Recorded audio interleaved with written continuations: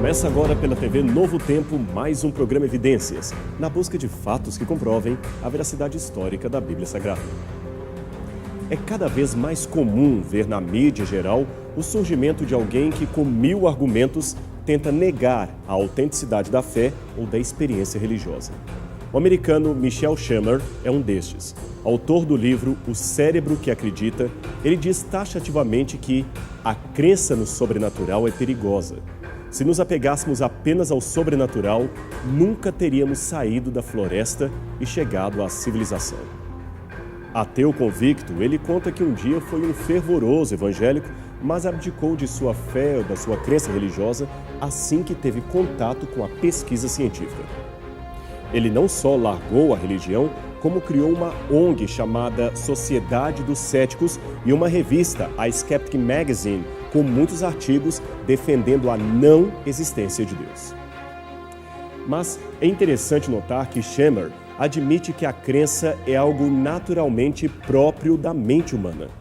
Na sua explicação, evidentemente baseada no evolucionismo, ele diz que a evolução dos hominídeos fez do cérebro uma máquina de reconhecimento dos padrões de perigo da natureza e, por isso, temos a tendência a acreditar no sobrenatural.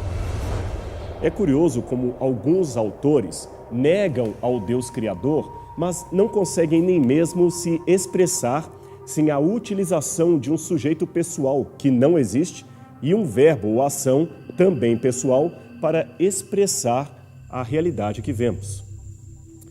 Perceba a ironia. Nós religiosos diríamos: Deus fez do cérebro uma espécie de máquina do reconhecimento. Shermer diz: a evolução fez do cérebro uma espécie de máquina do reconhecimento. Ora, se você notou bem, ele só trocou a palavra Deus pela palavra evolução. Mas convenhamos, se Deus não existe, a evolução enquanto fenômeno também não é uma pessoa para poder fazer alguma coisa. Senão, o ateu deveria admitir que crê num ser superior ou numa deusa sábia e poderosa chamada evolução. E não adianta argumentar que esta é apenas uma figura de linguagem, uma linguagem simbólica, não. Se a busca do cientista ateu é usar a descrição mais precisa da realidade, deixando a linguagem mítica e simbólica para os chamados crentes, então ele não deveria dizer que a evolução fez, como se estivesse referindo-se a uma pessoa com capacidade de fazer ou projetar alguma coisa. Na verdade, não se pode nem dizer que o cérebro foi feito, porque para ser feito, teria de ter alguém que o fez. O verbo fazer exige, lógica e gramaticalmente, a presença de um agente que exerça a ação de fazer. Mas este alguém, de acordo com o próprio ateu, não existe.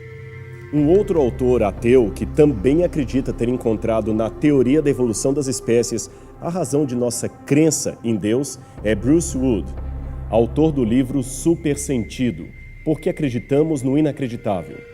À semelhança de Shermer, Wood também fala contraditoriamente de uma criação sem criador. Veja o que ele diz. Tais mecanismos de crença não são aprendidos nem ensinados a nós por outras pessoas. Eles foram o pacote de ferramentas mentais com a qual cada um de nós está equipado, como parte de nosso design mental. Esse design, entretanto, não precisa de um projetista. Você não precisa de um Deus para explicar de onde esse design veio. Ora, com todo respeito ao Wood, que até foi professor em Harvard, esse raciocínio não faz o menor sentido.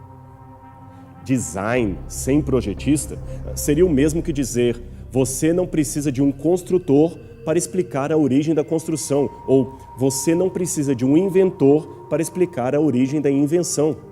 O dia que alguém me convencer que a existência de um avião pode ser fruto de um acaso, sem nenhum projeto ou engenheiro humano envolvido no processo, então poderei também acreditar que um pássaro realmente não precisa de um criador que justifique a sua presença voando pelo meio dos céus. Falando em probabilidades combinadas, ainda que as repetições aleatórias sejam infinitas, eu tenho sérias dificuldades de crer que um pássaro ou um avião, com toda a sua complexidade, tenham se tornado uma realidade sem um agente externo que exercesse previamente um ato de inteligência e produzisse esses elementos. Noutras palavras, se preciso do homem para justificar a existência do avião, por que não precisaria de Deus para justificar a existência dos pássaros e tudo que vejo ao meu redor? Coisas, aliás, que são bem mais complexas do que as mais avançadas aeronaves. É curioso que no início do movimento racionalista e ateísta da Europa, a tendência dos intelectuais daquela época era negar que o ser humano tivesse uma abertura para o transcendente divino. Naquele tempo, eles acreditavam que somente pessoas simplórias, sem muito poder intelectual, é que se viam enganadas pela religião. Afinal de contas, não havia no organismo humano nada, absolutamente nada, que justificasse a crença natural em Deus. Hoje, no entanto, o argumento mudou. Até mesmo os mais céticos pensadores parecem ter mudado sensivelmente a sua cartilha. O homem é naturalmente projetado para crer. Esta é uma premissa defendida não apenas por religiosos e teólogos, mas principalmente por muitos autores ateus. A diferença é que, de acordo com estes autores ateus, nós precisamos superar essa propensão natural para a crença. E é aí, de acordo com autores como Schemer e Udd, que entram em cena os cientistas. Veja como Schemer, por exemplo, tenta explicar com ferramentas da evolução como se processou a crença no cérebro humano e como hoje podemos e devemos escapar dela. Veja o que ele escreveu. Há milhões de anos no passado, ao ouvir um barulho na mata, um hominídeo poderia supor que se tratava de algo inofensivo, como o vento. Se estivesse errado e fosse um predador, correria o risco de ser devorado. Nosso ancestral poderia, por outro lado, imaginar a presença de uma divindade perigosa no mato e se afastar o mais rápido possível. A segunda opção é a que a maioria adota. Imaginar o perigo e fugir garante a sobrevivência, mas também a ignorância. Ir até o mato e verificar do que realmente se trata o barulho exige curiosidade e uma batalha contra os instintos. É nessa categoria, a dos homens que não se rendem a narrativas fictícias, que se encaixa o cientista. Os crentes seguem a trilha inversa. A dos Zeus se contentam com suposições sobrenaturais. Você percebeu a dicotomia, isto é, a divisão apresentada pelo pesquisador? Ele fala de crentes como uma maioria medíocre que se contenta com suposições sobrenaturais, pois essa maioria não verifica o que há na floresta do desconhecimento, e fala de cientistas, que preferem corajosamente abdicar da suposição sobrenatural, verificando racionalmente o que há na escuridão da imaginária floresta. Mas, se assim for, como Schemer apresenta, o que ele me diria de renomados cientistas religiosos e crentes que têm colaborado tanto com a ciência de modo mundial? Estou me referindo a homens como Antonino Zigic, físico nuclear, professor da Universidade de Bolonha e ex-presidente da European Physical Society. Ou também homens como Alistair McGrath, biofísico nuclear da Universidade de Oxford, ou ainda John Lennox, renomado matemático e também professor em Oxford. Todos esses homens eram crentes. E alguém certa vez falou que basta a ocorrência de um fenômeno contrário para derrubar uma hipótese científica. E o que diríamos então de vários fenômenos? Afinal de contas, eu poderia dar dezenas e dezenas de nomes de cientistas que fazem ciência séria e ainda assim creem num Deus pessoal. São homens e mulheres de privilegiados intelectos, moídos de diplomas de doutorado e sólida carreira acadêmica, homens e mulheres cujas pesquisas aumentam ainda mais a sua crença num Deus que se revela a cada um de nós. Por que será, eu me pergunto sempre, que estes homens e mulheres não abandonaram a crença em Deus assim que adquiriram a sua pesquisa e a sua carreira científica? Pelo contrário, eles aumentaram a sua fé.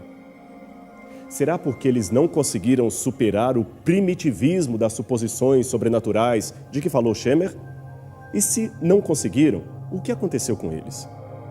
Como é que eles entraram no desconhecido da floresta e fizeram ciência, se não conseguiram superar esta tendência para o sobrenatural? Ou ainda, numa outra hipótese, não seria o caso de que aquela dicotomia entre cientistas e crentes intentada pelo professor de Harvard, não estaria completamente errada? E para transformar o que eu acabei de dizer em números, veja esses dados publicados pela revista indexada Social Problems e citados fielmente por Wood, o outro autor ateu que mencionamos. Em 2007, um estudo realizado com 1.646 acadêmicos de 21 renomadas universidades americanas mostrou que apenas 4 de cada 10 físicos, químicos e biólogos entrevistados diziam não acreditar em Deus. Em outras palavras, 60%, isto é, a maioria dos acadêmicos provenientes das áreas duras do saber, ainda afirmavam crer em Deus. Isso significa que, se a crença em Deus é uma etapa a ser superada, por alguma razão, a maioria dos acadêmicos não ficou sabendo disso, pois, como o próprio Wood admite, com uma terrível frustração, percebo que uma boa educação científica não faz com que alguém pare de acreditar em Deus. Podemos esperar que o público em geral alcance os padrões da Academia Nacional de Ciências ou da Real Sociedade para que deixem de ser religiosos? A educação científica é essencial e todas as crianças podem se beneficiar de treinamento científico, mas não podemos cometer o erro de pensar que a educação científica torna a criança imune à religião. O Wood, que eu repito, é um autor ateu, não está ignorante acerca dos alardeados dados que parecem supor que a maioria dos cientistas britânicos descreem em Deus. Não. Ele mesmo aponta falhas na interpretação desses dados. É que eles trabalharam com um grupo muito seleto de cientistas e não com uma amostragem estatística que fosse realmente significante. E mesmo esse grupo seleto apresentou que 7% dos entrevistados continuavam sendo rigorosamente religiosos. Agora, quando se trabalha com um quadro geral de pesquisadores acadêmicos, usando amostragens significativas e rigoroso trabalho estatístico, o número daqueles que ainda creem em Deus dentre os cientistas é da ordem de 40% a 60%, dependendo do país onde a pesquisa é realizada. Raciocine comigo. Por que Deus não quer ir embora? Por que a crença no Criador ainda permanece presente em nosso meio? Seria a fé apenas um instinto primitivo ou, mais do que isto, uma propensão lógica do nosso ser? E raciocine comigo. Se a crença em Deus é apenas uma forma do inconsciente mascarar a dura realidade em que vivemos, como afirmam alguns ateus, podemos também concluir o contrário. Que a crença persiste porque é real. Doutra feita, já teríamos desistido dela, pois a aparente ausência de Deus nos momentos de dor concorre mais para que abandonemos a fé e não para que a reforcemos. Veja isto. Verificando o quão descomprometidas as pessoas estão com a religião no Ocidente, a contínua e insistente crença popular em Deus está na contramão das tendências sociais. E sabe por quê? O que é melhor para uma sociedade que relativiza os valores éticos da religião? Acreditar que existe um Deus que lhe pedirá contas do que estão fazendo ou acreditar que não existe ninguém no céu para puni-los por sua má conduta? Nesse caso, a descrença é que gera uma sensação de conforto e mascara a realidade, pois cria-se na mente do indivíduo a ideia de que ele pode fazer o que quiser, pois, se for competente na execução de algo, digamos, imoral, não há garantias de que realmente seja punido. E afinal de contas, se não há Deus, as regras humanas são apenas convenções sociais e ninguém pode, a fundo, dizer que tal comportamento está realmente errado. Ela pode ser até uma conduta cultural e circunstancialmente proibida, mas não podemos dizer que aquilo está moralmente errado, pois ética e moral passam, neste caso, a ser coisas relativas, criadas pela disposição humana e contingentes ao meio em que vivemos.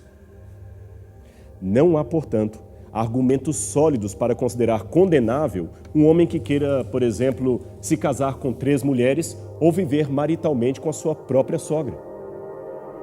Quem pode dizer que isso é errado? Qual a base para se considerar repugnante este comportamento? Por que o Senado não aprovaria casamentos como estes que acabei de descrever? Imagine agora, pelas ruas de São Paulo ou do Rio de Janeiro, uma multidão caminhando pela marcha da liberação do casamento incestuoso ou polígamo. O que você acharia desse movimento? Esses exemplos dantescos que eu dei só me fazem lembrar do argumento de Ivan, um personagem de Dostoiévski que dizia: se Deus não existe, tudo é permitido, nada é imoral. Isso, é claro, é uma paráfrase da citação original que aparece no clássico best-seller Os Irmãos Karamazov. Ali, o jovem personagem Ivan argumenta que, se olharmos pela lei da natureza, a lei da sobrevivência do mais apto, não há nada que diga que devamos amar nosso semelhante. Devemos competir com ele para a sobrevivência da nossa espécie. É isto que diz a lei da natureza. Os mais fracos e doentes devem ser eliminados. Assim está na lei da selva. Assim está na lei da evolução das espécies. Compaixão e piedade são dados estranhos, trazidos pela religião, pela igreja, pela crença em Deus, não pela lei da natureza. Logo, se Deus cai fora, tudo é permitido e nada é em si condenável. Agora, aqui é bom abrir um parênteses. Todas as vezes que entramos neste assunto, alguns amigos ateus, talvez para fugir da realidade de que sem Deus nada é condenável em sua essência, apontam para as mazelas religiosas e concluem: se a crença em Deus fosse tão boa assim, não haveria crimes em nome de Deus. Ora, meu amigo, você condenaria a medicina e os seus valores apenas por causa das atrocidades que médicos nazistas fizeram em nome da medicina? De jeito nenhum. Por que então condenar Deus pelas atrocidades que maus religiosos fizeram em seu nome? Tanto Wood quanto Schemer acreditam que a fé religiosa, embora essencialmente instintiva, é algo que deva ser superado pelo bem da humanidade. Mas eles esqueceram de mencionar em seus estudos que esta fé pode ser fruto do próprio fascínio por existir. Desde as mais remotas civilizações, essa fascinação pela existência assombra a humanidade, e é nela que encontramos os mais antigos e universais vestígios da religiosidade humana. Na verdade, possuímos numerosos textos antigos, alguns fragmentários, que evidenciam este longínquo assombro do existir. Há um fragmento de Parmênides, um filósofo grego do VI século a.C., que dizia o seguinte: há o que há, o ser é, ou seja, há alguma coisa, existe alguma coisa do ser, e isso é espantoso, é prodigioso. Aprofunde agora comigo essa exclamação de Parmênides, que também servirá de base para o existencialismo de Heidegger. Nós existimos, nós estamos aqui. É essencialmente espantoso que exista algo com um começo, mesmo que se trate de um átomo, de uma partícula que seja. Por que há algo ao invés de nada? E para complicar ainda mais esse raciocínio, ocorre que este algo ou esta coisa é ordenada e até mesmo bonita. Então, citando simplesmente ou livremente uma pergunta de Shakespeare, podemos indagar: por que existe música ao invés de ruído? Você está acompanhando meu raciocínio? Veja, as coisas existem. Por alguma razão elas se iniciaram. E não somente isto, elas são ordenadas, elas são belas, elas são coordenadas em sua existência. A lógica na estrutura do universo. Podemos imaginar que, mesmo havendo a matéria, só isto já seria uma grande admiração, um grande mistério. Essa matéria deveria ter ficado não organizada. Ela deveria ter permanecido de maneira uniforme e não organizada. Mas ela existe, e muito bem coordenada, com uma coisa pressupondo a outra. E eu pergunto aos meus amigos ateus: por quê? Veja, eu não estou perguntando o que havia antes do universo. Estou apenas indagando por que há algo ao invés de nada. Porque existe ordem em meio ao caos da inexistência. A questão de como surgiu a matéria é de domínio da física, mas a questão de por que ela veio a existir é de fórum filosófico, teológico e metafísico. E sem a noção de Deus, fica muito difícil predicar sobre esses assuntos. Eu não conheço nenhum ser humano que tenha pedido para nascer. Nós simplesmente ingressamos na história. Estamos aqui, mesmo sem querer. Aqui estamos todos nós. Vivemos, respiramos, enxergamos, ouvimos e indagamos a respeito do porquê de todas essas coisas. E isto é simplesmente tremendo. É algo realmente de se admirar. E por falar em admirar, pelo que me lembro dos estudos de latim, a palavra admirar vem de dois termos, ad e mirar, isto é, olhar na direção de. E para que direção devo olhar? Para onde devo direcionar a minha admiração? Só para uma, para a certeza da existência de Deus. Se não for assim, se Deus é uma ilusão, como diz Dawkins, por que então nascemos iludidos? E por que essa ilusão simplesmente não vai embora, mesmo com milênios de avanço intelectual e científico? Porque Deus ainda permanece em nossa mente. Veja, eu sei que as concepções de um Deus amorável e pessoal não são naturalmente abstraídas do mundo em redor. Nós nascemos propensos a crer em Deus, mas não nascemos cônscios de quem Ele é, nem de como Ele é. No máximo, podemos acreditar na possibilidade da sua existência. Nesse sentido, meu amigo, deixe-me dizer que nem a matemática, nem a filosofia ou as ciências naturais podem provar a existência de um Deus pessoal, mesmo que existam evidências ou vias da sua existência. Se Deus realmente existe, somente Ele pode, com autoridade, falar a respeito de sua pessoa. Então a humanidade precisa que Deus se revele para que possam ter um quadro mais completo da sua existência. E o que a Bíblia apresenta, isto mesmo, a Bíblia Sagrada, é, em que pese as distorções que muitos fazem de sua mensagem, uma revelação, uma face de Deus, especialmente na pessoa de Jesus Cristo. Deste modo, deixe-me dizer para você, quer saber como é o Deus no qual eu acredito? É simples, veja como foi Jesus de Nazaré. Aliás, não podemos nos esquecer que, para que as relações de amor sejam possíveis, é necessário que exista também o livre-arbítrio diante dessa revelação de Deus. E é aí que percebemos que o Todo-Poderoso assume, incrivelmente, um ponto vulnerável.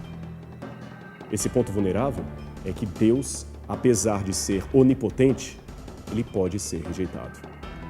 Independente, porém, como cada um reage ao seu chamado, aceitando-o ou negando-o, o fato é que Deus nunca foi embora. Ele continua insistentemente por aqui, apelando ao nosso coração. Muitos intelectuais do passado e também do presente previram o fim de Deus e da fé em sua existência. Mas, contrariando esses prognósticos, Deus continua conosco e estará para sempre, por toda a eternidade. E deixe-me confessar que, para mim, nada mais resta senão correr para Ele. Isto mesmo. De modo racional, emocional e existencial, eu opto por Deus. E convido você a fazer o mesmo. Se fizer isto, você entenderá que crer no inacreditável não significa, neste contexto, estar iludido em relação à realidade. Pelo contrário, significa superar as aparências e saber que mais acima das nuvens ainda brilha o sol. E acima do sol está aquele que o fez. Eu espero que você pense com muito carinho nas palavras que eu acabei de dizer. O nosso tempo está acabando e eu vou ficando por aqui. Mas semana que vem eu tenho outro encontro com você aqui na TV Novo Tempo para continuarmos vendo esses temas e essas verdades acerca do Deus que nos criou, nos ama e nos salva. Até o próximo programa Evidências.